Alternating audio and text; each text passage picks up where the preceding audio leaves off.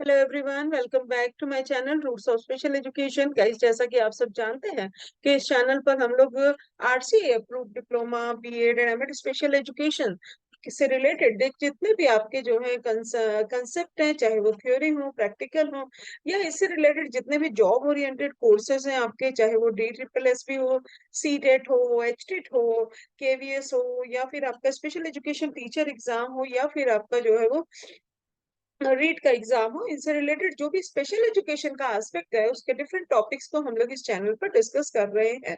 और तो आज का जो सेशन है गाइस, वो डिप्लोमा फर्स्ट ईयर का जो पेपर है आपका, इंट्रोडक्शन टू डिसेबिलिटी, उससे रिलेटेड हम लोग एक सेशन इससे पहले मैं ले चुकी हूँ, जिसमें हम लोगों ने सारे फुल फॉर्म्स को डिस्कस किया इस पेपर से रिलेटेड।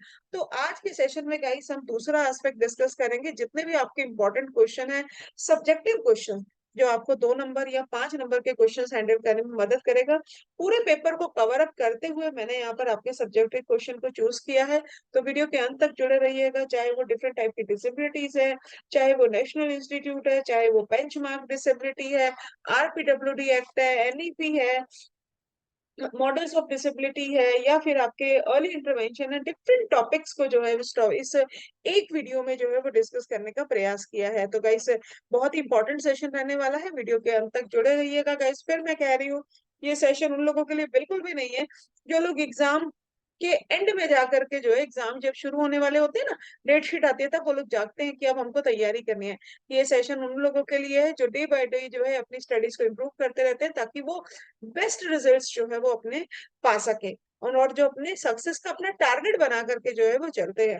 तो ये जो सेशन है गाइस, ना केवल डिप्लोमा बल्कि बीएड में भी जो है वो डिसेबिलिटी से रिलेटेड आपके टॉपिक्स है, तो उनको भी बहुत मदद करने वाला है। तो वीडियो के अंत तक जुड़े रहिएगा गाइस। तो आज के सेशन में, जैसा कि मैं आपको बताया कि स्पेशली आपका जो डिप्लोमा फर्स्ट ईयर का इंट्रोडक्शन टू डिसेबिलिटी का पेपर है, ये आपका कंटेंट है गाइस। इसमें डिफरेंट टाइप की डिसेबिलिटीज, बेंचमार्क डिसेबिलिटीज है ना, तो ये सारे टॉपिक्स को जो है हम लोग डिस्कस करने जा रहे हैं। मोस्ट ऑफ टॉपिक को मैंने इसमें कवर अप करने का प्रयास किया है। 2 नंबर के क्वेश्चन गाइस इससे बाहर नहीं जा सकते हैं। अगर आप इस सेशन को 2-3 बार जो है वो अच्छे से देख लेते हैं, तो एक तरह से आप समझिएगा आपके पेपर की तैयारी जो है वो हो रही है। हिंदी और इंग्लिश दोनों ही भाषा का प्रयोग किया गया है, तो आई होप कि किसी भी तरह की आपको परेशानी नहीं होनी चाहिए। तो आइए स्टार्ट करते हैं आज का सेशन। सबसे पहला जो टॉपिक है, ऑफ कोर्स जब हम इंट्रोडक्शन टू डिसेबिलिटीज के पेपर की बात कर रहे हैं, तो सबसे पहले बिल्कुल आवश्यक है, मोरली जो है ये आवश्यक है कि हम डिसेबिलिटी के बारे में जानें। तो देखते हैं सबसे पहले कि डिसेबिलिटी क्या होती है, विकलांगता क्या होती है गाइस, इम्पेयरमेंट, डिसेबिलिटी और हैंडीकैप, इसके ऊपर डिटेल सेशन भी चैनल के ऊपर है गाइस, तो आप उसे भी देख सकते हैं। लिंक मैं डिस्क्रिप्शन बॉक्स में शेयर कर दूंगी गाइस, तो आप उसे भी एक बार चेक कर लीजिएगा। और जिन्होंने प्रीवियस सेशन फुल फॉर्म का मिस किया है, तो वो भी आप डिस्क्रिप्शन बॉक्स में देख सकते हैं। तो आइए स्टार्ट करते हैं। डिसेबिलिटी क्या होती है guys? Disability means a disability is a physical or mental condition that can make it more difficult or impossible for someone to complete some task or participate in some activity। विकलांगता क्या होती है? ये शारीरिक भी हो सकती है और मानसिक तौर पर भी हो सकती है। जब हमारे शरीर में किसी भी प्रकार की क्षति होती है, और वो क्षति जब परमानेंट हो जाती है, वो ठीक नहीं होती है, तो वो कहीं ना कहीं विकलांगता का रूप ले लेती है। एक्चुअल में डिसेबिलिटी की जो हिंदी होती है वो असक्षमता होती है, जो इसको प्रॉपर वे में डिफाइन कर पाएगी। यानी कि शारीरिक या मानसिक रूप से हम असक्षम है किसी कार्य को करने में, तो आप कह सकते हैं कि वो व्यक्ति जो है वो क्या है, डिसेबल है। ठीक है, और उसकी वजह से हम जो है वो पार्टिसिपेट नहीं कर रहे हैं किसी चीज में, तो वो हो जाता है आपका हैंडीकैपनेस। तो विकलांगता क्या होती है? शारीरिक और मानसिक दोनों ही प्रकार की हो सकती है, जिससे हम किसी भी गतिविधि में जो है वो भाग नहीं ले पा रहे हैं। क्यों नहीं ले पा रहे हैं? क्योंकि वो जो क्षति है वो परमानेंट हो चुकी है, वो हमारे फंक्शनल लेवल पर। ध्यान रखिएगा, जो आपकी इम्पेयरमेंट होती है वो आपकी शारीरिक स्तर पर होती है, ऑर्गन के स्तर पर होती है, दिखाई दे रही है। लेकिन जो आपकी असक्षमता है गाइस, वो आपकी फंक्शनल लेवल पर होती है, एक्टिविटी लेवल पर। उस क्षति के कारण जब आप कोई एक्टिविटी परफॉर्म नहीं कर पा रहे हैं, सपोज आपको देखने में किसी प्रकार की जो है, आपकी आंखों में किसी प्रकार की कोई नुकसान हुआ है, कोई चीज चुभ गई है, कोई चीज लग गई है, कोई और नुकसान हुआ है, उसकी वजह से जो है अब आप आंखों से रिलेटेड जितनी भी एक्टिविटीज हैं उनको नहीं कर पाएंगे, तो वही आपकी क्या कहलाएगी, डिसेबिलिटी कहलाएगी, या असक्षमता कराएगी। और इस असक्षमता के कारण यदि आप समाज की किसी गतिविधि में भाग नहीं ले पा रहे हैं तो वो हैंडीकैप हो जाएगा और विकलांगता हो जाएगा। आई होप कि ये तीनों कंसेप्ट क्लियर होंगे और जिन्होंने वो सेशन देखा उनके लिए सेशन रिवाइज भी हो गया होगा। तो आगे मूव करते हैं guys, next session, next topic है आपका मेंटल रिटार्डेशन, जिसे हम लोग इंटेलेक्चुअल डिसेबिलिटी भी जो है वो कहते हैं। प्रीवियस में जो है हम इसे मेंटल रिटार्डेशन जो है वो कहते थे। तो मेंटल रिटार्डेशन क्या होता है? मानसिक मंदता। इंटेलेक्चुअल डिसेबिलिटी, जिसे अभी मैंने आपको बताया कि मेंटल रिटार्डेशन भी कहते हैं, it is below average intelligence or mental ability and a lack of skills necessary for day to day living. क्या होता है? यानी कि इसमें बेसिक चीज क्या है कि जो बच्चे की कार्य करने की जो योग्यता होती है या जो उसकी बुद्धि होती है या उसकी मानसिक योग्यता होती है, लिखा है ना मेंटल एबिलिटी, तो मानसिक क्षमता या कार्य करने की क्षमता या बुद्धि की क्षमता, ठीक है, ये कैसी होती है? बिलो एवरेज होती है, यानी औसत से कम होती है। तो औसत कितनी होती है ये जानना बहुत जरूरी है। तो जब हम बुद्धि का स्तर देखते हैं गाइस आईक्यू के बेस पे, जब हम बेल शेप कर्व मैं आपको कई बार डिस्कस करती हूँ, और मेंटल रिटार्डेशन के ऊपर डिटेल में भी सेशन अभी प्रीवियसली मैंने लिया है इंटेलेक्चुअल डिसेबिलिटी के ऊपर, आप उसे भी देख सकते हैं। तो उसमें मैंने बताया है कि किस तरह से जो है वो एवरेज क्या होता है, यानी जिनकी बुद्धि जो है वो आईक्यू 90 टू 110 के बीच में आ रहा है तो वो क्या है? एवरेज इंटेलिजेंस है। लेकिन जब इससे इंटेलिजेंस कम हो जाती है, इससे जब हम टेस्ट से मापन करते हैं और बुद्धि लब्धि जो है वो आईक्यू जो है वो औसत से कम होता है, तो आप क्या कहलाता है? वो कहलाता है मानसिक मंदता या इंटेलेक्चुअल डिसेबिलिटी। लेकिन उनके बीच में अब ये कितनी कम होगी? तो आपकी जितनी भी कैरेक्टरिस्टिक्स होती है मेंटल रिटार्डेशन की, वो ये कहती हैं कि बिलो 70 या 70 से कम, यानी 70 या 70 से कम यदि आईक्यू है तो आप उसे क्या कह सकते हैं? उसे कह सकते हैं इंटेलेक्चुअल डिसेबिलिटी। लेकिन हम तो कह रहे हैं कि 90 से लेकर के 110 वाला सामान्य है, तो फिर वो 71 से लेकर के 89 वाला वो कहाँ गया? वो, उसको हम लोग क्या कहते हैं? उसको हम लोग बॉर्डर लाइन इंटेलिजेंस कहते हैं। क्यों? क्योंकि ना तो वो सामान्य है और ना ही वो मानसिक रूप से मंद है, तो वो क्या हो गया? Border line intelligence, under achiever, ठीक है। और या फिर आप जो है उसे स्लो लर्नर भी कह सकते हैं। लर्निंग डिसेबल बच्चे इसी उसमें ही आते हैं आपके, ठीक है। तो जब हम बात कर रहे हैं मेंटल रिटार्डेशन की, तो बेसिकली तीन चीजें यहाँ पर होती है जिसको आपको ध्यान में रखने योग्य है कि ये जो प्रॉब्लम है ये डेवलपमेंटल पीरियड के दौरान, एक तो डिले डेवलपमेंट होता है, यानी कि 18 साल की उम्र से पहले पहले जो है वो इसके लक्षण दिखने बच्चे में शुरू हो जाते हैं, ठीक है। यदि इससे बाद यदि वो लक्षण दिखाई देते हैं, इससे पहले बच्चा बिल्कुल नॉर्मल है, तो आप उसे मानसिक रूप से मंद नहीं कहेंगे, नहीं कहेंगे, ठीक है। तो ये हो गया आपका इंटेलेक्चुअल डिसेबिलिटी। तो पहली कैरेक्टरिस्टिक्स हो गई आपकी कि बुद्धि जो है या मानसिक योग्यता जो है वो बिलो एवरेज है, औसत से कम है, ठीक है।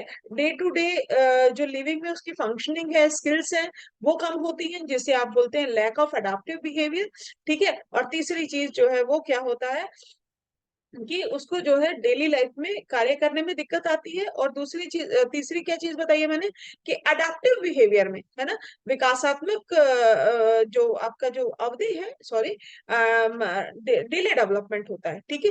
तो ये तीन चीज इसकी मेन है। और दूसरी चीज है कि इसे हम लोग जो है अलग अलग डिग्री में जो है वो क्लासिफाई कर सकते हैं, जैसे माइल्ड हो गया, मॉडरेट हो गया, सीवियर हो गया और प्रोफाउंड हो गया।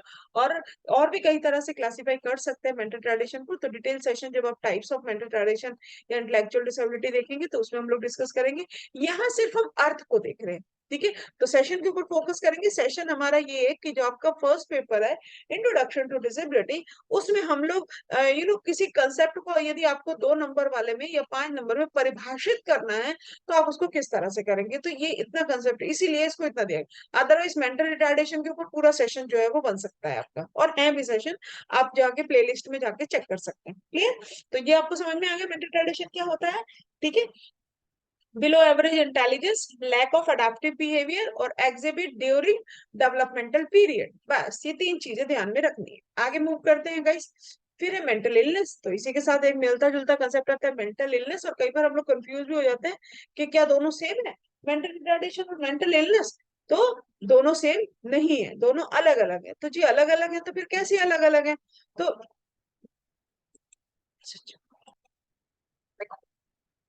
हम बात कर रहे हैं मेंटल इलनेस की, तो मेंटल इलनेस जैसे मेंटल हेल्थ डिसऑर्डर भी कहते हैं, ये होता क्या है एक्चुअल में, a wide range of mental health condition, ऐसे डिसऑर्डर जो कि आपकी तीन चीजों को प्रभावित करते हैं। वो कौन कौन सी तीन चीजें हैं? मूड को, थिंकिंग को और बिहेवियर को। किस किस को?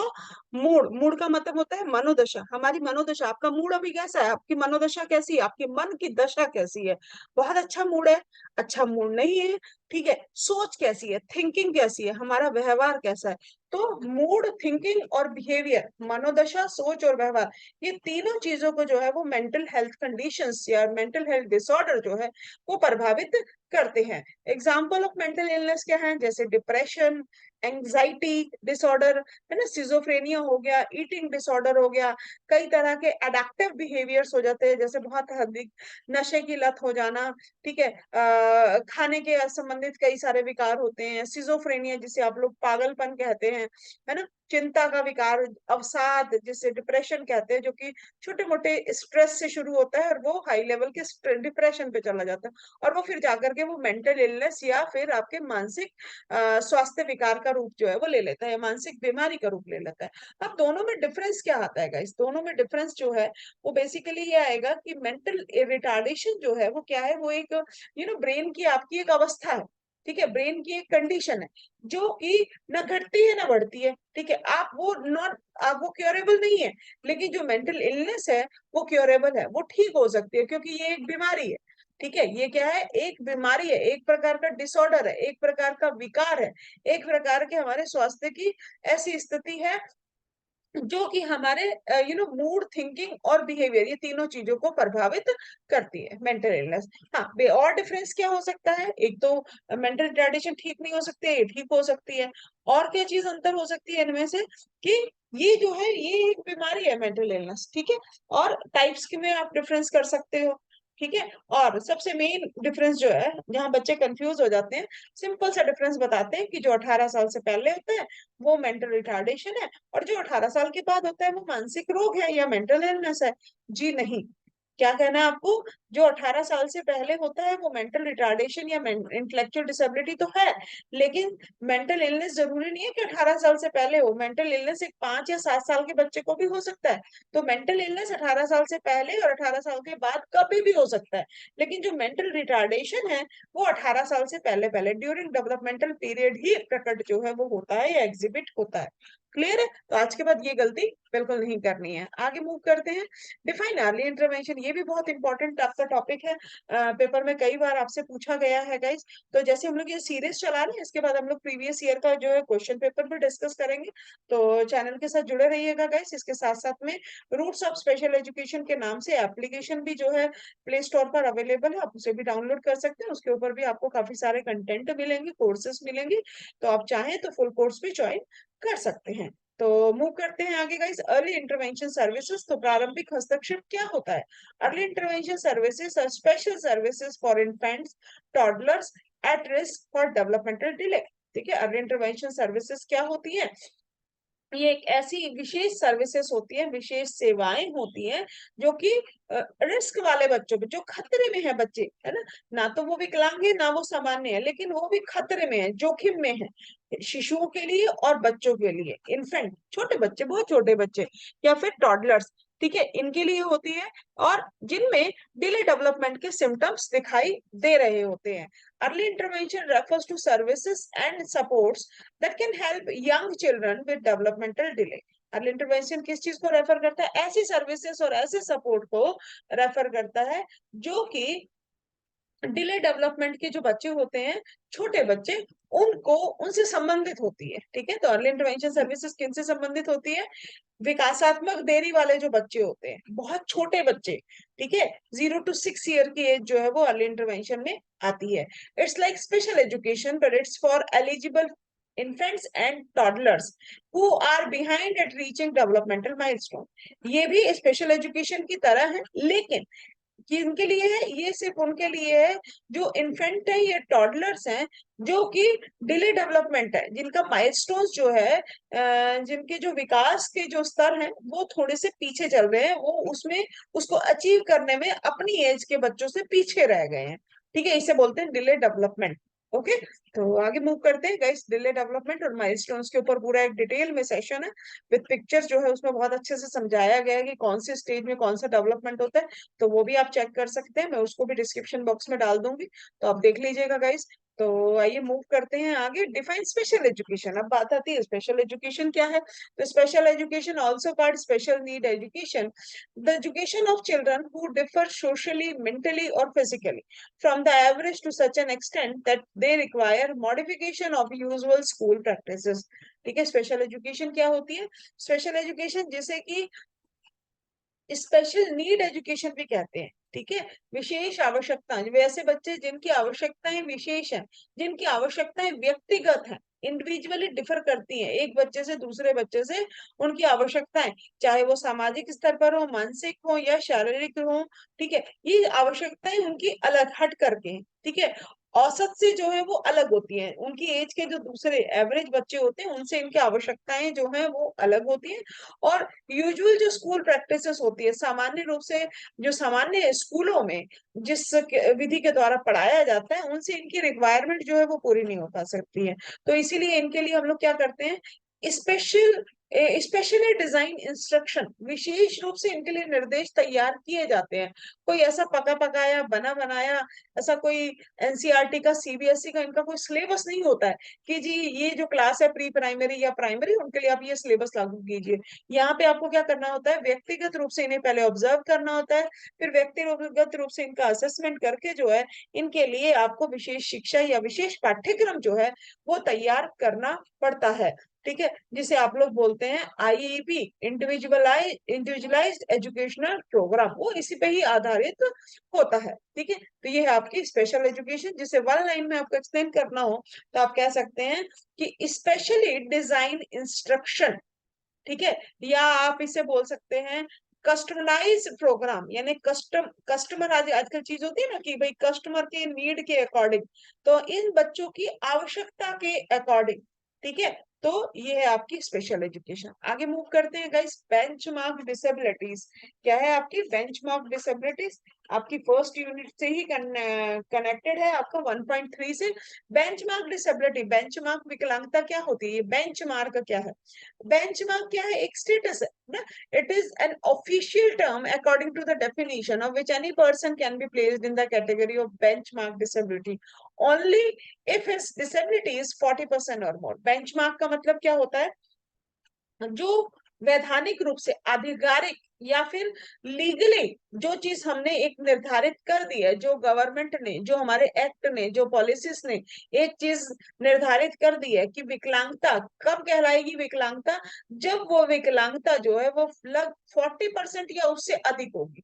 40% से कम है तो हम उसे विकलांगता की कैटेगरी में नहीं रखेंगे। तो इसका मतलब ये जो 40% की ये जो लाइन है ये कहलाती है बेंचमार्क। ठीक है, और दूसरी चीज क्या होगी, ये एक क्राइटेरिया हो गया, और दूसरी चीज क्या है, कौन कौन सी कैटेगरीज हो बेंचमार्क डिसेबिलिटीज हो जाएंगी, जो कानून के अनुसार है। जैसे कि हमारे डोमेस्टिक लॉज कौन कौन से हैं, चाहे वो नेशनल ट्रस्ट एक्ट हो, चाहे वो पीडब्ल्यूडी एक्ट हो या फिर आरपीडब्ल्यूडी एक्ट हो।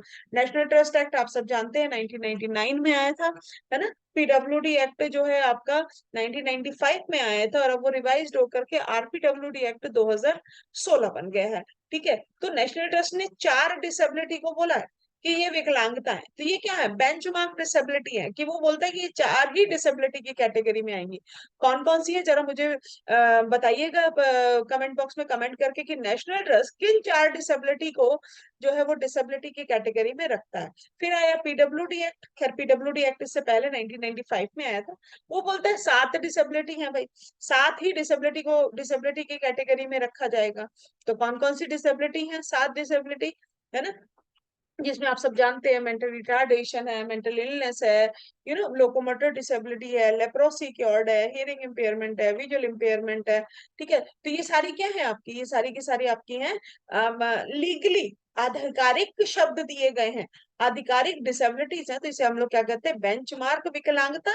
और वो विकलांगता की कैटेगरी में कब आएगी, जब वो विकलांगता कम से कम आधिकारिक रूप से चिकित्सकीय तौर पे ये ठप्पा लगा दिया जाएगा कि ये डिसेबिलिटी 40% है या उससे अधिक है, तो ही जो है वो विकलांगता से संबंधित सारे बेनिफिट जो है उसको दिए जाएंगे। तो इसीलिए ये कहती है बेंचमार्क डिसेबिलिटी। समझ आ रही है? जो कि कानूनी से कहीं ना कहीं संबंधित है चीजें।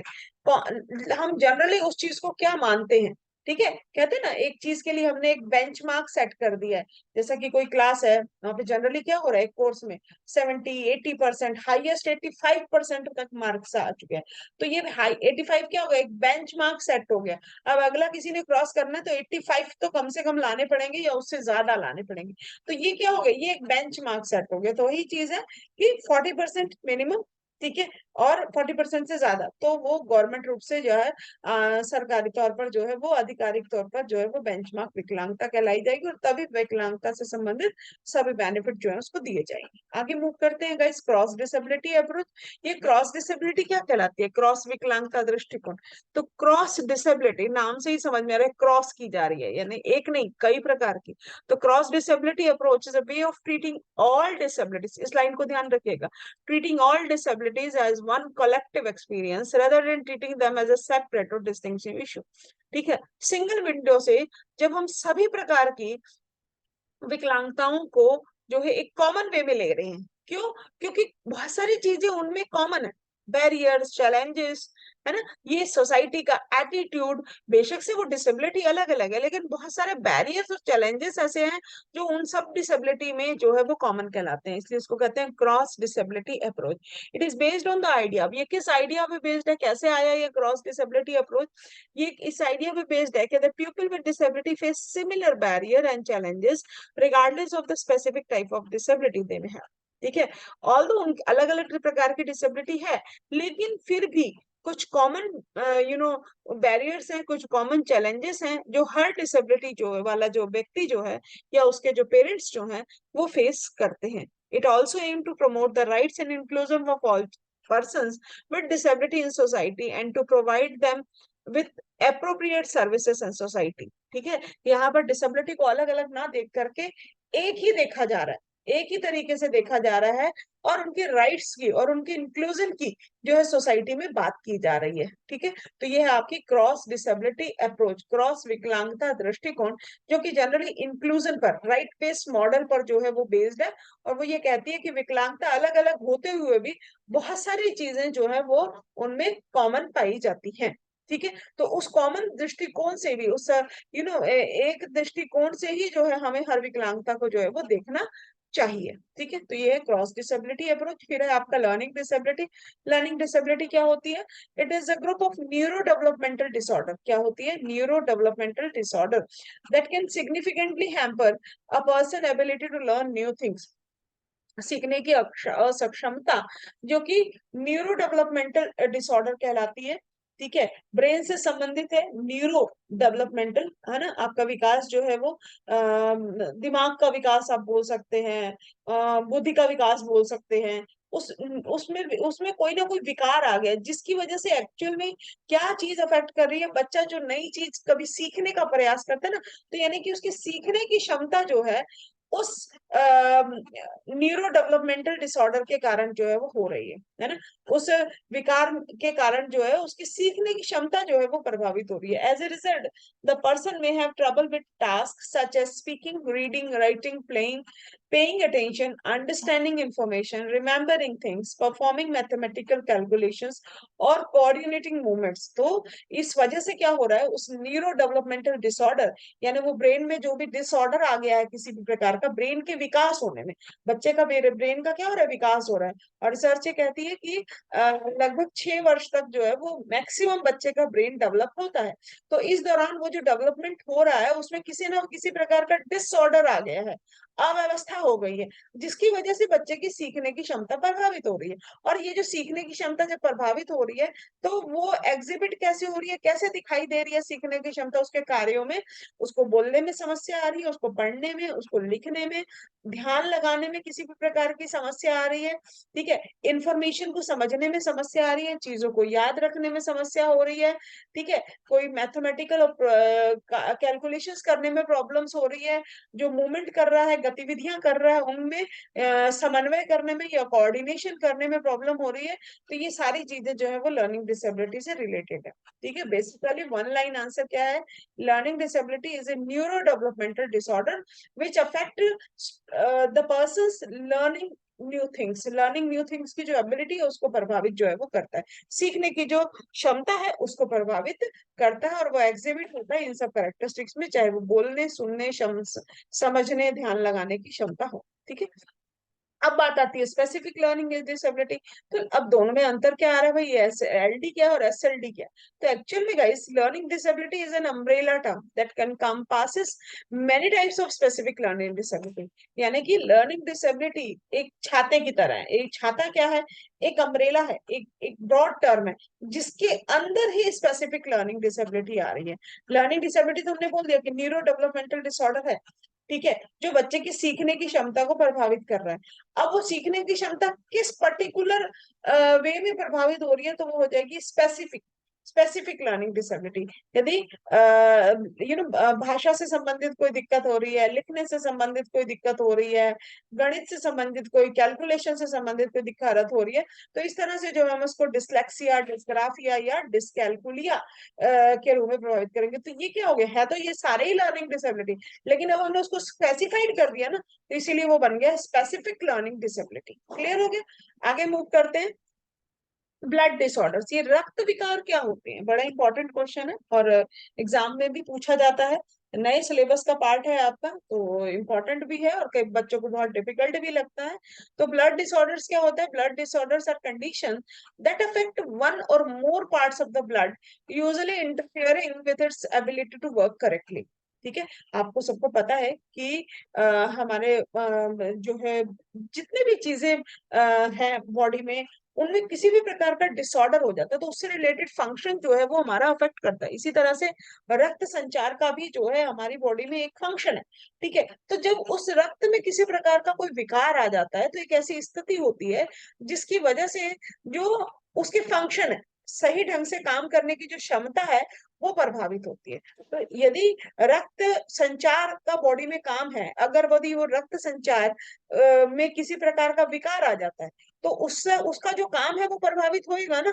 यदि मान लो मेरा कोई कार्य है, मुझे as a teacher, as a mother, as a जो भी रोल मुझे परफॉर्म करना है, और यदि कोई डिसऑर्डर आ गया, कोई बुखार हो गया, किसी तरह का कोई इन्फेक्शन हो गया, तो अब मेरे जितनी भी क्रियाएं हैं वो सारी प्रभावित होंगी कि नहीं होंगी।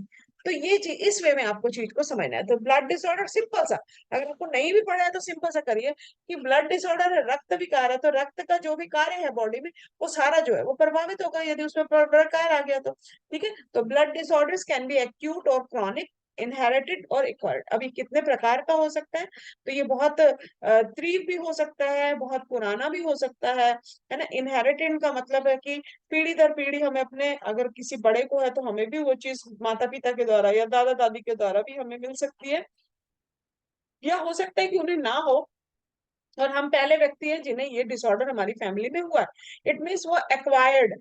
ठीक है, तो किसी भी प्रकार का जो है वो हो सकता है। कुछ कॉमन ब्लड डिसऑर्डर्स आपके सामने है, चाहे वो एनीमिया है, हीमोफीलिया है, ल्यूकेमिया है या सिकल सेल डिसीजेस है। ठीक है, तो इनको हम लोग आगे जब 21 डिसेबिलिटी इसको आरपीडब्ल्यूडी में डिस्कस करेंगे बहुत ही जल्दी, बट आपका जो है आने वाला है टॉपिक, तो उसमें सेशन, और उसमें जो है हम इन लोग को इनको अलग अलग भी डिस्कस करेंगे। ठीक है, तो ये है आपके बहुत ही कॉमन से नाम है, आप सबने इनको सुना होगा। तो रक्त विकार हो गया, आगे मूव करते हैं लोकोमोटर डिसेबिलिटी। लोकोमोटर डिसेबिलिटी क्या होती है guys means problem in moving. Locomotor, motor का मतलब मूविंग, गतिविधि से संबंधित है, from one place to another. For example disability in the legs, यदि पैरों में किसी प्रकार की कोई प्रॉब्लम है तो वो क्या होगी, आपकी locomotor disability. But in general it is taken as disability related to bones, joints and muscles. ठीक है, अगर हम वैसे देखें तो बोलते हैं कि लेग से रिलेटेड जो है डिसेबिलिटी लोकोमोटर डिसेबिलिटी है, लेकिन it is taken as a disability, क्या कहते हैं साइंटिफिकली कि ये एक ऐसी डिसेबिलिटी है जो कि हमारी हड्डियों से रिलेटेड, जोड़ों से रिलेटेड या फिर मांसपेशियों से रिलेटेड, बोन्स, जॉइंट्स और मसल्स, इन तीनों में किसी भी प्रकार की यदि कोई असक्षमता, कोई तरह की विकार आ जाता है तो वो आपकी लोकोमोटर डिसेबिलिटी जो है वो कहलाती है। It causes problem in A persons movement, और इसकी वजह से व्यक्ति के मूवमेंट में वॉकिंग, लिफ्टिंग, होल्डिंग थिंग्स, है ना, चलने फिरने में, कोई चीज उठाने में, कोई चीज को पकड़ने में हाथों से, इस तरह की प्रॉब्लम जो है वो देखने के लिए मिलती है। टाइप्स ऑफ लोकोमोटर डिसेबिलिटी कौन कौन से हैं? तो कॉमन टाइप्स आपके हैं, आपके सिलेबस में भी हैं। पोलियोमाइलिटिस है, सेरेब्रल पाल्सी है, या फिर मस्कुलर डिस्ट्रॉफी है। ठीक है, पोलियोमाइलिटिस हम सब जानते हैं। सेरेब्रल पाल्सी क्या होती है? सेरेब्रल पाल्सी होता है गाइस कि मस्तिष्क का, सेरेब्रल का मतलब क्या होता है आपका? मस्तिष्क का, पालसी आपका जो है वो यू नो आपका जो पैरालिसिस से रिलेटेड कंसेप्ट है। तो मस्तिष्क का लकवा, आप जिसे बिल्कुल सिंपल से सिंपल भाषा में यदि मैं बोलूँ तो सेरेब्रल पाल्सी। ठीक है, तो ब्रेन में किसी प्रकार की कोई भी डिसऑर्डर होने की वजह से, वो बाय बर्थ भी हो सकता है, एक्वायर्ड भी हो सकता है, और उसकी वजह से जो भी हमारे बॉडी में किसी भी तरह की फंक्शनिंग में प्रॉब्लम आती है, that is called cerebral palsy. And muscular dystrophy, ठीक है, मांसपेशियों से रिलेटेड होती है, जिसमें मांसपेशियां जो है सिकुड़नी शुरू हो जाती हैं गाइस। तो ये तीनों टाइप्स जो आपके लोकोमोटर डिसेबिलिटी के कॉमन टाइप्स है, जो आपके सिलेबस में भी है। ठीक है, आगे मूव करते हैं। विजुअल इम्पेयरमेंट, मुझे समझ में आ रहा है कि आप लोग सब समझ रहे होंगे कि मैम इसके बारे में, विजुअल इम्पेयरमेंट, लोकोमोटिव से और बहुत सारी चीजें, हम और पोलियोमाइलिटिस को डिस्कस करें।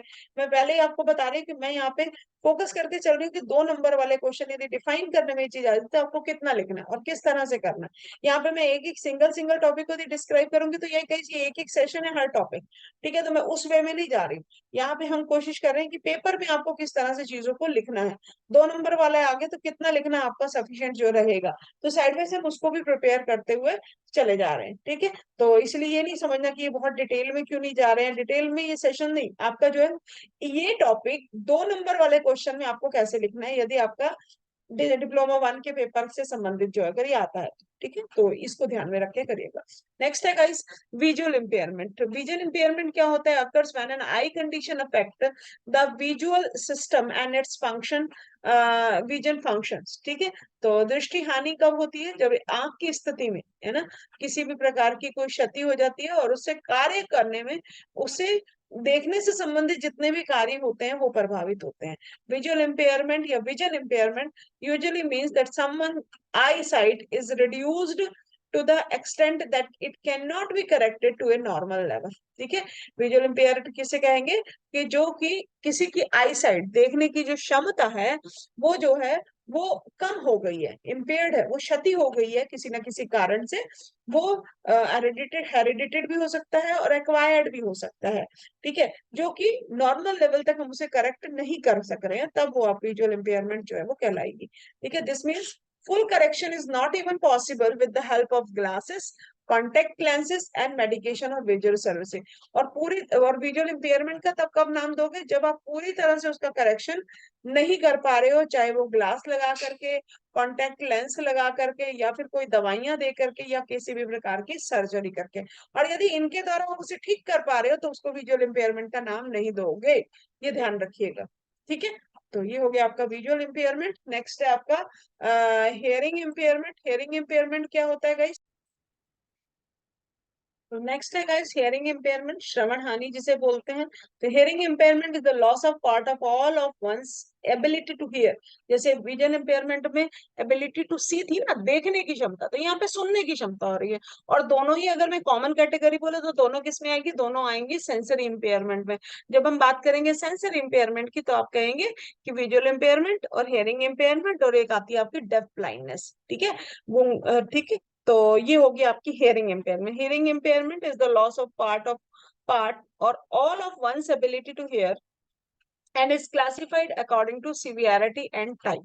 ठीक है, तो इसमें आपका आ जाएगा सुनने से संबंधित जब क्षमता जो है आपकी होती है, और यहाँ पे आपके माइल्ड लेवल की, मॉडरेट लेवल की, सीवियर लेवल की जो है वो हियरिंग इम्पेयरमेंट हो सकती है। टाइप्स यदि मैं इसके बोलूँ तो एक होती है डेफ ब्लाइंडनेस और एक होती है हार्ड ऑफ हियरिंग, टोटली बहरेपन, बिल्कुल जो है वो सुन नहीं सकते, हियरिंग लॉस है। और या फिर हार्ड ऑफ हियरिंग, सुनने में थोड़ी बहुत कठिनाई है, जो कि किसी तरह का इक्विपमेंट या किसी तरह के असिस्टिव डिवाइस लगा करके वो थोड़ा बहुत सुन सकता है। ठीक है, तो ये होगी आपकी हियरिंग इम्पेयरमेंट, श्रवण हानि। ठीक है। नेक्स्ट आपका सेरेब्रल पाल्सी, किसका टाइप था? लोकोमोटर डिसेबिलिटी का, है ना। तो ये आपका सेरेब्रल पाल्सी अलग से भी टाइप है गाइस, आपका सेरेब्रल पाल्सी जिसे हम लोग सीपी कहते हैं। It is a group of disorder that affect a person's ability to movement and maintain balance and posture. ठीक है, एबिलिटी टू मूव किस चीज को अफेक्ट करती है? ये ग्रुप ऑफ डिसऑर्डर्स है। ठीक है, एक डिसऑर्डर नहीं, कई तरह के डिसऑर्डर है इसमें, जो कि बच्चे की किस चीज की योग्यता को प्रभावित करती है, एक जगह से दूसरी जगह मूव करने की, बैलेंस समन्वय करने की, या पोस्चर की, है ना। पोस्चर की जो है वो जो है पोस्चर को जो है वो प्रभावित करती है। पोस्चर क्या होता है? मुद्रा, है ना। खड़े रहने की, आप किस तरह से, आपकी चलने की मुद्रा कैसी है, खड़े होने की मुद्रा कैसी है, तो ये पोस्चर, बॉडी पोस्चर को जो है वो प्रभावित करता है। CP is the most common motor disability in childhood. बचपन में जो है पाई जाने वाली सबसे ज्यादा कॉमन डिसेबिलिटी, मोटर डिसेबिलिटी है, वो है सीपी। ठीक है, cerebral means having to do with the brain. जैसे अभी मैंने आपको बताया, सेरेब्रल का मतलब क्या? ब्रेन से संबंध। और पाल्सी का मतलब क्या होता है? वीकनेस और problem with using the muscles.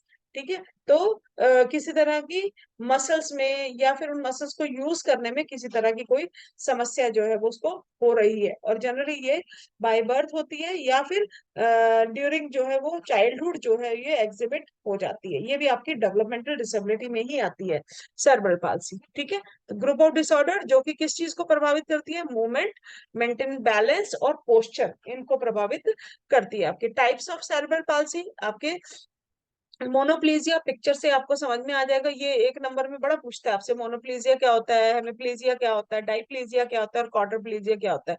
पूरा सीपी भी पूछ सकता है। अगर इसको आप ध्यान से देखो तो ये पूरा 5 नंबर का क्वेश्चन भी बन सकता है कि what is CP and what are types. तो सीपी के टाइप्स जनरली तो मोनोप्लीजिया, मोनो का मतलब क्या होता है? एक, यानी कि जितने भी आपके आपके चारों जो है लिम्स, इनमें जो है एक कोई लिम्ब आपका अफेक्ट होता है, चाहे कोई एक हाथ या एक पैर जो है वो अफेक्ट होगा। ठीक है, हेमिप्लीजिया का मतलब क्या होता है आपका? हेमिप्लीजिया मतलब कि एक साइड पूरी की पूरी जो है वो अफेक्ट होगी, one side of the body. ठीक है, और डाइप्लीजिया का मतलब क्या होता है? या तो दोनों हाथ अफेक्ट होंगे या फिर दोनों पैर अफेक्ट होंगे, डाइप्लीजिया। और क्वाड्रिप्लीजिया मतलब कि सारे ऑल लिम्स जो है वो अफेक्ट होंगे, दोनों हाथ और दोनों पैर। क्लियर हो गया सबका? मोनोप्लीजिया कोई भी एक लिम्ब, हेमिप्लीजिया एक साइड, डाइप्लीजिया दोनों हाथ या दोनों पैर, और क्वाड्रिप्लीजिया पूरे के पूरे चारों। तो ये होता है आपका सीपी। ठीक है, most common motor disability in childhood. आगे बात करते हैं मल्टीपल डिसेबिलिटी। नाम से ही समझ में आ रहा है, एक से अधिक विकलांगता है। Multiple disability is a term for a person with combination of disabilities, for instance someone with both a sensory disability and a motor disability. ठीक है, तो मल्टीपल डिसेबिलिटी क्या होती है? जब एक से अधिक विकलांगता हो।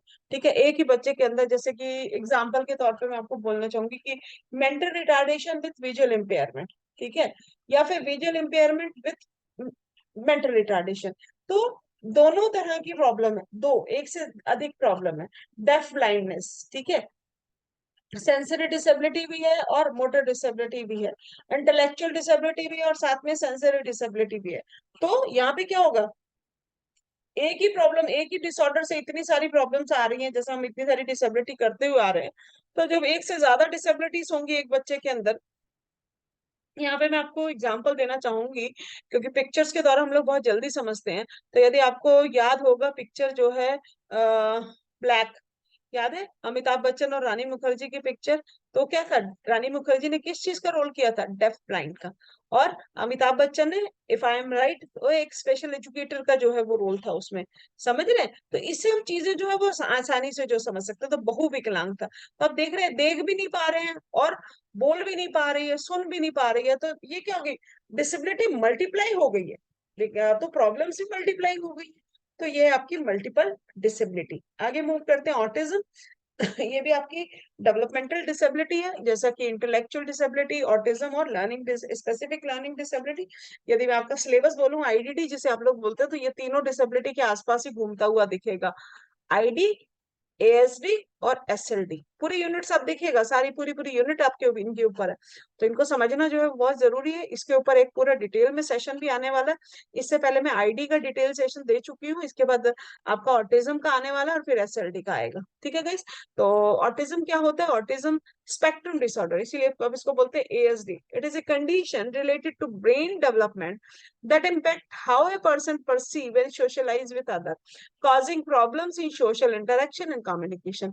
तो ऑटिज्म स्पेक्ट्रम डिसऑर्डर क्या होता है? मतलब बहुत सारी प्रॉब्लम्स यहाँ पर एक साथ जुड़ रही हैं। ये ब्रेन डेवलपमेंट से रिलेटेड कंडीशन होती है। ठीक है, ये भी ठीक नहीं हो रही है, ना घट रही है ना बढ़ रही है। जो स्थिति ब्रेन की हो चुकी है, इम्पैक्ट कैसे करती है पर्सन के ऊपर? उसकी सोशलाइज विद अदर, है ना, सामाजिकरण को ज्यादातर प्रभावित करती है। सोशल इंटरेक्शन, बच्चा आई कांटेक्ट नहीं कर पाता है, बच्चे में बिहेवियर प्रॉब्लम होती है। प्रॉपरली कम्युनिकेशन, बातचीत नहीं कर पाता है अच्छे तरीके से, है ना, आंखें नहीं मिला पाता है। बहुत सारी बिहेवियर प्रॉब्लम्स होती है, रिपीटेटिव बिहेवियर होता है, जैसे कि हाथों को हिलाते रहना, खड़े खड़े हिलते रहना, ठीक है, अजीबोगरीब से व्यवहार करना। तो ये सारे क्या है? ऑटिज्म के। स्वलीनता, नाम समझ में नहीं आ रहा कि खुद में लीन रहना, अपने आप में मगन रहना, पता ही नहीं चल रहा दुनिया में क्या हो रहा है, वो उनकी अपनी अलग से ही दुनिया, दैट इज ऑटिज्म। ठीक है, तो disorder also include limited and repetitive pattern of behaviour, जैसा कि मैंने आपको बताया कि repetitive pattern of behaviour, bar bar repeat करने वाला बिहेवियर। मान लीजिए पेंसिल हाथ में दे दी तो खड़े पेंसिल को ही घुमाते रहेंगे और उसको देखते रहेंगे। ठीक है, और the term spectrum in autism, spectrum disorder refers to the wide range of symptoms and severity। spectrum का मतलब क्या होता है? कई सारे लक्षण है यहाँ पर। ठीक है, और सिवियरिटी की बात कर रहा है, सिम्टम्स की सिवियरिटी की बात कर रहा है। तो दिस इज ऑटिज्म या स्वलीनता, ASD। ठीक है, आगे मूव करते हैं। इसके टाइप्स भी हैं कई कई सारे गाइस, जिसको हम लोग डिटेल सेशन में डिस्कस करेंगे। Models of disability, models of disability पे भी डिटेल में सेशन है, आप उसे चेक कर सकते हैं गाइस। तो देयर आर सेवरल, ये मान लीजिए 2 नंबर में आपसे मॉडल्स ऑफ डिसेबिलिटी पूछ लेता तो उस वे में मैं आपको यहाँ पे क्वेश्चन लेकर के इस सेशन में आई हूँ। There are several different models of disability that are important for rehabilitation professional to understand in order to work with person with disabilities। ठीक है, जो रिहेबिलिटेशन प्रोफेशनल जो हैं वो विकलांग व्यक्तियों के साथ कार्य कर रहे हैं, उनके लिए इनको समझना बहुत जरूरी है। They provide an insight to the attitudes, conception and prejudice to the of the pupil and how they impact on people with disabilities। Model changes as society changes. तो ये जो मॉडल्स हैं, प्रतिमान जिसे आप लोग कहते हैं, ये समय के साथ बदलते रहते हैं। तो इनमें बदलाव क्या आता है? लोगों की सोच में बदलाव आता है, लोगों की धारणा में बदलाव आ रहा है, लोगों के प्रेजुडिसेस में। वो विकलांगता के बारे में पहले से क्या पूर्वाग्रह बना करके बैठे, क्या धारणा बना करके बैठे, उनका विकलांगता के प्रति कैसा दृष्टिकोण है, उनमें समय के साथ साथ जो है बदलाव आता रहता है। और उसी को ही हम लोग जो है वो कोलैबोरेटिव वे में जो है वो एक मॉडल का रूप दे देते हैं। जैसे सबसे पहले आया आपका मेडिकल मॉडल। ठीक है, जो कि विकलांगता को एक बीमारी के रूप में मानता था और बीमार को तो हॉस्पिटल में होना चाहिए, that is called medical model. Charity model, कि ये तो भैया दया भावना की बात है, इनके ऊपर ये तो परमात्मा की एक मार है इनके ऊपर, या फिर इनके ऊपर भगवान ने नाराजगी प्रकट करी है, तो इनके क्या, इनके ऊपर आपको क्या करना चाहिए? पिटी शो करना चाहिए, या दया भावना जो है वो शो करनी चाहिए, चैरिटी। और इनके लिए आप जितना भी कर सकते हैं, तन से, मन से, धन से सेवा करनी इनकी चाहिए, क्योंकि ये इंडिपेंडेंट नहीं हो सकते, ऐसा एटीट्यूड सोसाइटी का। फिर आया सोशल मॉडल, कि ये भी तो समाज का ही पार्ट है। जब ये समाज का पार्ट है तो इन्हें भी अधिकार होना चाहिए, इन्हें अपना हर वो ह्यूमन राइट मिलना चाहिए, अधिकार मिलना चाहिए। ठीक है, सोसाइटी का जैसे पढ़ने का अधिकार होना चाहिए, इन्हें भी शिक्षा का अधिकार होना चाहिए। तो सोशल मॉडल आई जो इनको सामाजिक प्राणी मानता है, और उन स्टेज के दूसरे जो व्यक्ति को जो अधिकार है वो इनको भी मिलने चाहिए। तो राइट बेस्ड मॉडल आया फिर आपका, जो है वो उनके अधिकारों को सेंट्रलाइज करता है, कि हर चीज को इनको वही अधिकार मिलना चाहिए जो इनकी हम उम्र को मिलता है ना। तो ये आपका क्या होगी, 4 प्रकार के मॉडल्स की जो है वो बात कर रहा है। तो मॉडल्स क्या है? Generally attitude of the society, धारणा कैसी है, पूर्वाग्रह से, तीन तीन वर्ड को याद रखिएगा, दृष्टिकोण, धारणा और पूर्वाग्रह। ठीक है, एटीट्यूड, कंसेप्शन और प्रेजुडिसेस, मेडिकल आपके विकलांगता के मॉडल। आगे मूव करते हैं। डेफ ब्लाइंडनेस, बधिर अंधापन, मूवी का मैंने अभी आपको इसको डिस्क्राइब किया भी था। तो विजुअल इम्पेयरमेंट, हियरिंग इम्पेयरमेंट और डेफ ब्लाइंडनेस, बधिर अंधापन, ये आता है आपका सेंसरी इम्पेयरमेंट के अम्ब्रेला टर्म होती है, उनमें ये तीनों चीजें आएंगी। जैसे लर्निंग डिसेबिलिटी में आ रहा था ना कि डिसलेक्सिया, डिसग्राफिया, डिसकैलकुलिया, कंसेप्ट को समझने का प्रयास की, चीजें बहुत आसान है, लेकिन आप जब उसे क्लियर वे में जो चीजों को समझेंगे, को रिलेट करके जब चीजों को समझेंगे, तो इसी तरह से सेंसरी इम्पेयरमेंट इसे अम्ब्रेला टर्म, वो ब्रॉड टर्म, उसके अंदर आ रहा है आपका विजुअल इम्पेयरमेंट, हियरिंग इम्पेयरमेंट और डेफ ब्लाइंडनेस। तो deaf blindness is the rare condition, ठीक है, दुर्लभ स्थिति है, in which an individual has combined hearing and vision loss, जिसमें हियरिंग लॉस भी है और विजन का भी लॉस है, thus limited access to both auditory and visual stimulation. तो दोनों तरह की है, तो मल्टीपल डिसेबिलिटी में तो ऑटोमेटिकली आ ही रहा है, ठीक है। तो ये क्या है आपका बधिर, अंधापन या बहरापन भी है और अंधापन भी है, ठीक है। तो सुनने और देखने से संबंधित जो उनकी जो एक्सेस है दुनिया में, वो जो है वो सीमित हो जाती है, क्योंकि देख नहीं पा रहे हैं, तो देखने से संबंधित जितनी भी चीजें हैं वहां प्रॉब्लम आएगी, सुन नहीं पा रहे हैं तो ऑडिटरी स्टिमुलस जो है वो नहीं ग्रहण कर पा रहे हैं, तो इसलिए उसके लिए रिस्पॉन्स नहीं कर पाएंगे, तो ये आपका डेफ ब्लाइंड। फिर है आपका early childhood special education, ECSC, प्रारंभिक बचपन विशेष शिक्षा। तो ये क्या है गाइस, ये इंक्लूसिव मॉडल है आपका, प्री स्कूल का इंक्लूसिव मॉडल की बात कर रहे हैं। Early childhood special education services are specially design for young children up to the age of 5 who need structured and carefully constructed curriculum, ठीक है। वो बच्चे जो कि डेवलपमेंट डिले हो रहे हैं, ठीक है, लेकिन रिस्क पे हैं, और जिनको हम इंक्लूसिव सेटअप में रख करके प्री स्कूल ट्रेनिंग देते हैं, स्कूल रेडीनेस स्किल सिखाते हैं, जिससे उम्मीद है कि वो बच्चा जो है वो सामान्य जो है उसका विकास हो सके, और जितना जो डिले डेवलपमेंट है वो बच्चे का जो है वो इम्प्रूव हो सकता है। तो यहाँ पे डिसेबिलिटी की बात नहीं हो रही है, यहाँ पे बात हो रही है कि जो बच्चे रिस्क पे हैं, ठीक है, तो ये चीजें जो उनको हम क्या करें, specially design for young children up to the 5 साल तक के बच्चों के लिए जो है ये डिजाइन किया जाता है, who need structured and carefully constructed curriculum, जिनके लिए आप जो है उनकी नीड बेस्ड कस्टमाइज, बच्चे की नीड के अकॉर्डिंग जो है वो पाठ्यक्रम को तैयार करते हैं, pre school inclusive model, ECSC।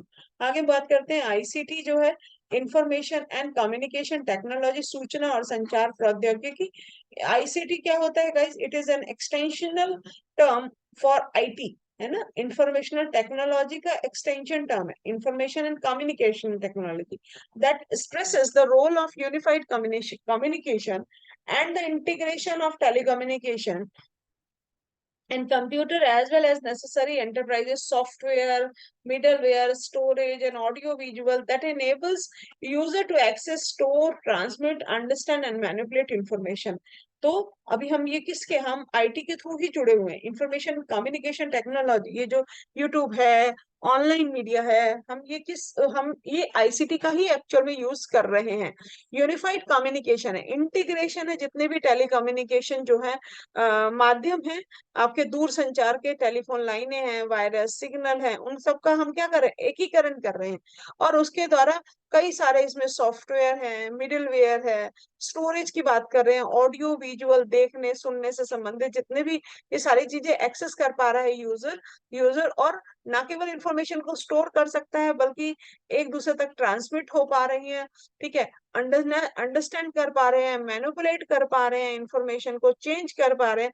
तो ये सारी चीजें किसमें आएंगी, ICT पर आएंगी, ठीक है। इसके ऊपर डिटेल में भी कई सेशन आएगा, क्योंकि ये डिटेल में भी आपका टॉपिक 10 नंबर में भी आ सकता है, ठीक है। तो फिलहाल हम इसको 2 नंबर के हिसाब से समझ रहे हैं, ठीक है। यूनिफाइड कम्युनिकेशन के रूप में समझिएगा, IT का एक्सटेंशन है, जहां पर हम सारी ये चीजों का इंटीग्रेशन करते हैं, टेलीफोन लाइंस और वायरलेस सिग्नल्स का और कंप्यूटर्स का, ठीक है। सॉफ्टवेयर और मिडलवेयर की बात कर रहे हैं, यूज क्या होता है, स्टोरेज, ऑडियो विजुअल, है ना, और स्टोर कर पा रहे हैं, ये इसका यूज आ गया। तो एक एक लाइन में एक एक आपका जो है IT से रिलेटेड पॉइंट आ रहा है। आगे मूव करते हैं guys, role of international bodies. तो इंटरनेशनल बॉडीज कौन सी है, यूनेस्को, यूनिसेफ, WHO, UNDP और IDA, ये सारी इंटरनेशनल बॉडीज हैं। तो UNESCO, UNICEF, WHO, UNDP, ID, इनके ऊपर गाइस, चारों के ऊपर सॉरी, डिटेल में सेशंस हैं, आप उनको चेक कर सकते हैं। यूनेस्को, यूनिसेफ, WHO आपको पता ही है वर्ल्ड हेल्थ ऑर्गेनाइजेशन है, तो यूनेस्को, यूनिसेफ और यूएनडीपी ये बहुत ही कॉमन है, हम लोग स्कूल लेवल पे भी इनको पढ़ करके आए हैं। तो इनके फुल फॉर्म जरा कमेंट बॉक्स में आप लोग कमेंट करके बताइएगा गाइस क्या क्या होते हैं। आईडिया आपके लिए एक थोड़ा सा नया हो सकता है, तो उसको मैं यहाँ पे डिटेल में आपके लिए लिखा है।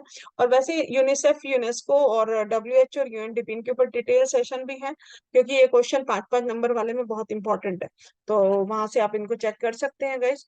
तो इन आईडीए क्या होता है, इंटरनेशनल डिसेबिलिटी अलायंसेस, है ना, created in 1999। It is an umbrella organisation focused on improving awareness and rights for individual with disability around the globe. ठीक है, पूरे विश्व में जो है विकलांग व्यक्तियों के प्रति जागरूकता और उनके अधिकारों से संबंधित जो है एक ऑर्गेनाइजेशन है, जो उनके अधिकारों के लिए और उनकी जागरूकता के लिए जो कार्य करती है वर्ल्ड वाइड। ठीक है, 1999 में क्रिएट की गई थी। इसका फुल फॉर्म भी आ सकता है आईडीए का, इंटरनेशनल डिसेबिलिटी अलायंसेस। और आपका होमवर्क ये है कि यूनेस्को, यूनिसेफ और यूएनडीपी ये तीनों का फुल फॉर्म जो है कमेंट बॉक्स में कमेंट करके आप लोग बताएंगे। और डिटेल सेशन जो है आपको गाइस प्लेलिस्ट पर आपको मिलेगा। एक्ट और पॉलिसीज की प्लेलिस्ट है, लगभग 11 से 12 उसमें वीडियोस हैं, आप वो उनको चेक कर सकते हैं। आगे मूव करते हैं गाइस। डिसेबिलिटी सेक्टर में नेशनल इंस्टीट्यूट्स कौन कौन से हैं, तो ये लगभग 9 इंस्टीट्यूट है। निपविड, ना, निपाइडी, ठीक है, निपमेड, AYJ, ना, अली यावर जंग national institute for speech and hearing disability हो गया। उसके बाद आपका पीडी यूनि, पीपीडी इससे रिलेटेड है, एसवी निर्तार है, NILD है, ISL RTC है और NIMHR है। इनके फुल फॉर्म मैंने गाइस अभी प्रीवियस जो इससे पहले वाला जो सेशन था फुल फॉर्म वाला, उनमें सब पे इनकी फुल फॉर्म मैंने बताई है। और नेशनल इंस्टीट्यूट का एक पूरा फुल वीडियो कि NIEP VD कहाँ पर है, NIPID कहाँ पर है, कहाँ किस शहर में है, किस स्टेट में है, कब खुला था, क्या इसका फंक्शन है, सारी चीजें जो है गाइस उस सेशन के अंदर आपको मिलेंगी। तो मैं मोस्ट ऑफ सेशन जो है यहाँ पे लिंक करूंगी डिस्क्रिप्शन बॉक्स में। फिर भी कोई रह जाता है तो आप एक बार जाकर के गाइस प्लेलिस्ट जरूर देखिएगा। और फिर मैं आपको बताना चाहूंगी, जो लोग चैनल पर नए हैं आप चैनल को सब्सक्राइब कर दीजिए और बेल आइकॉन प्रेस कर दीजिएगा, ताकि आने वाले हर वीडियो का जो है आपको लिंक आपको तुरंत मिल जाए। ठीक है, और आप मोस्ट ऑफ बेनिफिट जो है अपने एग्जाम्स में इसको उठा पाए, और अपने फ्रेंड्स के साथ भी शेयर करिए ताकि उनको भी जो है वो बेनिफिट हो। आगे मूव करते हैं, role of national institute in rehabilitation. अभी ये जो नेशनल इंस्टीट्यूट है इनका रोल क्या है, ये आपका गेट है मेन नेशनल इंस्टीट्यूट निपाइडी का। तो these institutes are primarily engaged in human resource development। मुख्य कार्य क्या है इनका, ह्यूमन रिसोर्स डेवलपमेंट। ठीक है, मानव संसाधनों का विकास करना, टीचर ट्रेनिंग सेंटर्स की बात होती है जिसे। ठीक है, और उसके बाद in the field of disability by conducting various courses, providing rehabilitation services to person with disabilities, ठीक है, and promoting research and development effort in the field। क्या समझ में आ रहा है यहाँ पर, जितने भी नेशनल इंस्टीट्यूट, अभी मैंने आपको नॉन नेशनल इंस्टीट्यूट की बात करी है, इनका सेशन तो मैंने आपको बताया कि अलग से है भी आपके पास में।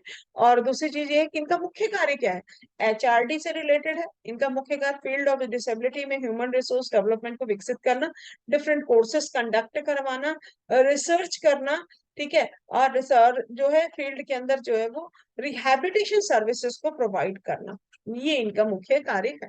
ठीक है, आगे मूव करते हैं, rights of person with disability act 2016, जिसमें लगभग 21 डिसेबिलिटी की बात करी है, जो कि नेक्स्ट दिवाली के बाद जो है गाइस इसके ऊपर पूरा डिटेल में सेशन आने वाला है। सारी 21 डिसेबिलिटी के बारे में हम लोग यहाँ पर चर्चा करेंगे, तो stay tune with the channel. 21 disabilities की बात कर रहे हैं rights of person with disability act. ठीक है, आगे मूव करते हैं।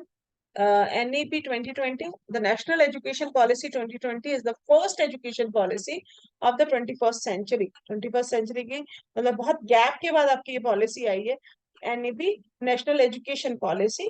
ठीक है, 21st सेंचुरी की है and aims to address the many growing developmental imperatives for our of our countries. तो अभी हम लोग इसको ना केवल जो है गाइस इसके बहुत सारा पूरा डिटेल में भी सेशन इसका आएगा NEP 2020 का।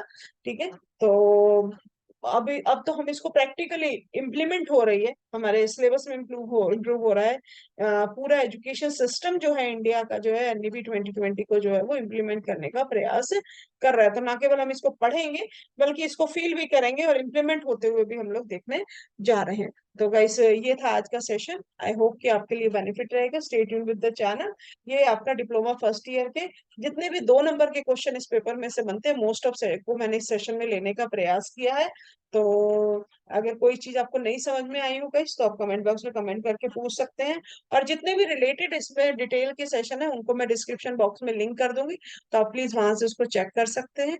तो दूसरी आपको बताइए गाइस कि रूट्स ऑफ स्पेशल एजुकेशन की प्लेलिस्ट से आप जो है वो ऐप भी डाउनलोड कर सकते हैं, जहाँ पर ऑलरेडी मैंने कोर्स लॉन्च कर रखा है, डिप्लोमा स्पेशल एजुकेशन का आईडीडी का कोर्स जो है, जिसकी 11 नवंबर से क्लासेस शुरू हो जाएंगी गाइस।